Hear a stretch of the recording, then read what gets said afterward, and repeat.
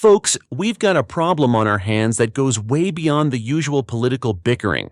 You already know how relentless some people can be when it comes to chipping away at our rights, but what if the next big move wasn't a direct ban? Imagine waking up one day and discovering that every firearm or box of ammo costs an arm and a leg, so prohibitive you wouldn't bother. It's happening in other countries. If you do some digging, you'll know that's exactly how guns are being regulated in countries like the Philippines, where only the rich can legally own firearms and still have enough money to buy ammo. And that's the exact same trick we might be dealing with now, and it's coming from a place most people never even think about. And that's going to be our topic for today's video: Trump's tariffs. If you haven't heard, there's a 25% tariff floating around that could hammer the cost of firearms and ammo. And it isn't just about punishing our wallets. When the price tags get jacked up, a lot of folks simply can't afford to train or even keep a firearm around for protection. It's the kind of backdoor gun control no one wants to admit is happening because it's not an explicit ban. It's the sneaky route: tax firearms right out of our budgets. This is all tied to the broader trade war between the United States and Canada, which started as a way to protect certain domestic industries but seems to have dragged guns and ammo right into the crossfire. We're looking at a perfect storm here. We've already seen supply chain chaos across the globe, along with raw material shortages that drove ammo prices higher than we ever thought possible. If you add an extra 25% tax on top of those challenges, it's going to push a lot of people right to the edge. Small shops that rely on a steady supply of affordable inventory will be looking at empty shelves, fewer customers, and a looming threat of closing their doors for good. The real kicker is that when the government cranks up the financial pressure, they can claim it's just an economic measure. They'll say it's there to protect jobs or balance some trade deficit. You and I know what it really does. You want to train at the range? You'll be paying more per round. Looking at a new rifle or handgun? Prepare to dig deeper into your wallet. Even basic self-defense starts feeling like a luxury item if the prices keep soaring. This isn't just happening in a vacuum. There's been a long history of tariffs triggering unexpected fallout that hurts regular people, and it's usually the buyers who take the biggest hit. Governments might talk about safeguarding domestic industries, but what happens most of the time is that consumers see higher costs and fewer choices. Then comes the retaliation from foreign trading partners, which ratchets up the tension and sparks even more taxes on imports. No one here wants to give up our rights, and no one wants to lose access to affordable firearms. But when politics and global trade storms converge, we wind up paying the price. It's not just me saying it either. Look back at what happened during various tariff wars in the past, and you'll see the same pattern. Industries shrink, jobs disappear, and the average person's cost of living shoots up.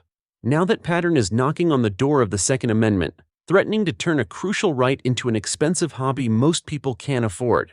Tariffs always get sold as a way to protect your country's factories and workers, but history teaches us a different lesson. One of the biggest examples comes from the Great Depression era, when the Smoot-Hawley Tariff Act was supposed to revive the struggling American economy. Instead, other nations fired back with their own tariffs, world trade went downhill, and American exports collapsed. The idea was to give U.S. businesses some breathing room, but it wound up choking off trade, hurting everyone involved. Another glaring example hit in the 1980s. The United States was uneasy about how many Japanese cars were pouring into our market, so our government forced limits on Japanese auto exports. Sounds like a simple fix, except fewer imports meant less competition.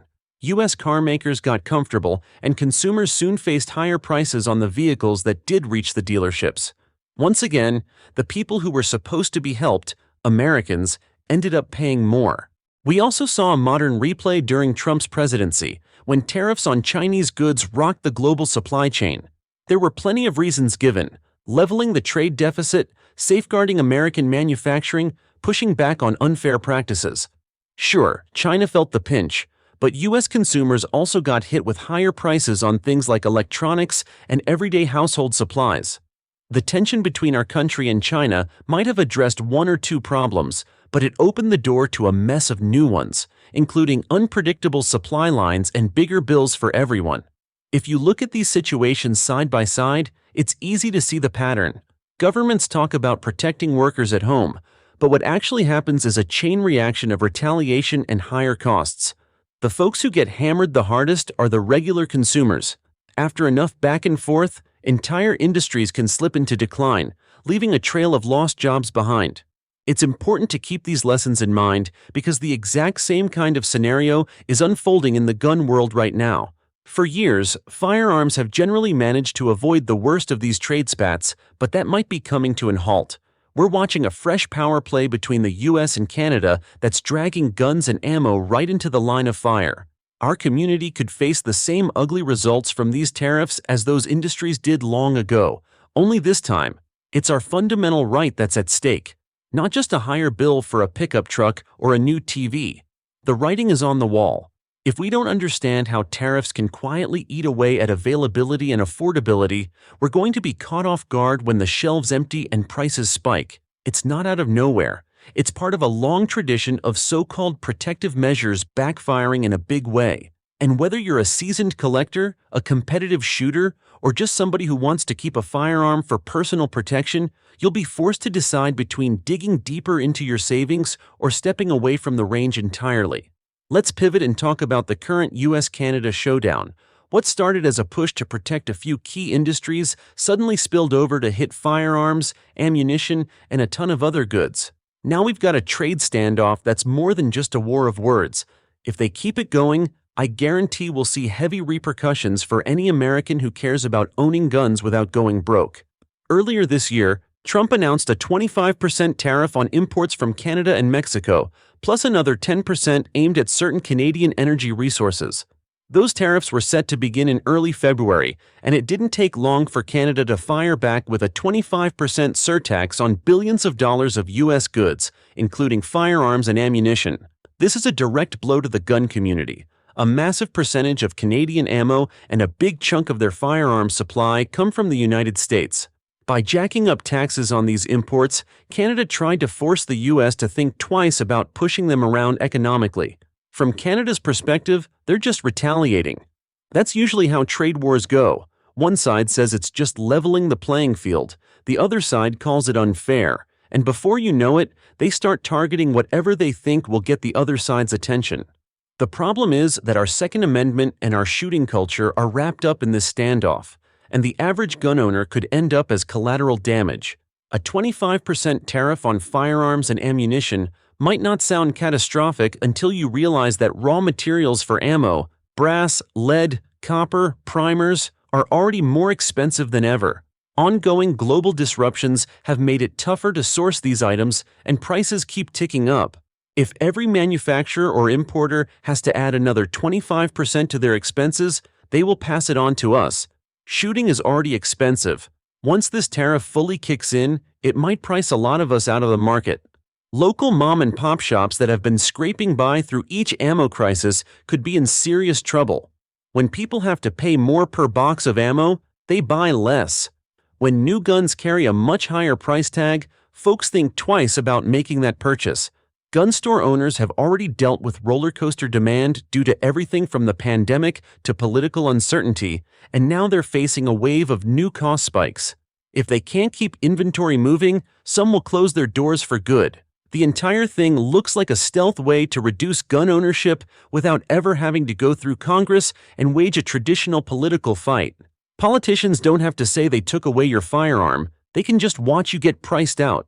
If we don't pay attention, we might see a slow erosion of our rights, hidden behind the excuse of economic policy. Canadian gun owners will also feel the pain. Once U.S. supplies get more expensive, they might turn to other countries, maybe Eastern European sources or China. That shift could restructure the entire firearms market up north. Meanwhile, our own companies will lose a big chunk of their export market, which could mean layoffs or even less production overall. So where do all these lead, especially for ammunition? Let's see. The cost of building a single round involves multiple components: brass cases, lead or copper bullets, primers, propellant, and sometimes other metals like antimony. If even one of these materials faces a shortage or a price spike, the final product shoots up in cost. Right now, we're getting hammered on multiple fronts: tariffs on metals coming from places like Canada, global shortages of chemicals and minerals, and unpredictable supply chain kinks. A lot of folks remember how hard it was to find certain calibers during the last big ammo crunch. Shelves were empty, Prices climbed every week, and we had to either suck it up and pay or get out of line. This new tariff battle threatens to make that situation worse. Military contracts will probably take priority, so civilian buyers might see smaller shipments or even none at all in certain locations. Powder suppliers are already behind on orders, and if the price of raw materials climbs further, production lines could struggle to keep pace. We may start seeing more imported steel-cased ammo from places like Russia or Eastern Europe as a substitute, but the stuff can be inconsistent in quality and comes with its own controversies. Even if we rely on those imports, that supply can be shaky because it only takes one more political spat to restrict foreign-made ammunition. The bigger picture is that all these economic measures can serve as indirect gun control. When ammo costs nearly double for certain calibers, or when you can't find primers without paying an arm and a leg, a whole lot of shooters will be forced to reduce their range time or stop altogether. That's how we lose skill, unity, and readiness as a community. People might sell off firearms they no longer shoot because the hobby becomes too expensive, which is precisely the chilling effect some have wanted all along. So what can we do? First, take a page out of the lessons from past shortages. Be prepared. If you see a decent price on ammo or components, consider buying now instead of waiting. None of us want to hoard or cut out our fellow shooters, but having a reasonable supply at home will ease the pain if prices spike again next month. Second, back local gun shops. They can't survive if they're forced to match cutthroat online prices or face an avalanche of tariffs. By buying from them, you help ensure that they keep their doors open. That local store also acts as a hub for information, training, and community events. If it goes under, we lose more than just a shop. We lose an anchor point for like-minded folks to gather and learn. Third, keep the pressure on lawmakers. We don't want to wake up one day and realize we let these backdoor gun grabs slip by without a fight. Write or call your representatives. Get involved with groups that support the Second Amendment, and don't let them dismiss the impact of these tariffs as some minor price adjustment. Let them know it's a direct blow to our rights. We've witnessed the ripple effect of government measures that were supposed to help, but instead crushed industries and hit consumers with bigger bills. Gun owners shouldn't assume we're immune from that mess. All it takes is one round of political posturing, one threat of a higher tax on imported metals or finished firearms, and suddenly we're staring at empty shelves and painful price tags. When people say, "follow the money," they're not kidding. The folks who want to undermine the Second Amendment are happy to do it by attacking our wallets. A direct ban can be challenged in court. A legislative proposal to limit firearms can be protested. But a tariff flies under the radar until you walk into a store and see that a box of ammo costs half your paycheck. That's why we have to recognize these tactics for what they are and stay ahead of the game. If we ever let shooting become a privilege only reserved for those who can throw down a fortune on a new handgun or a single box of ammo, we've already surrendered the very meaning of the Second Amendment.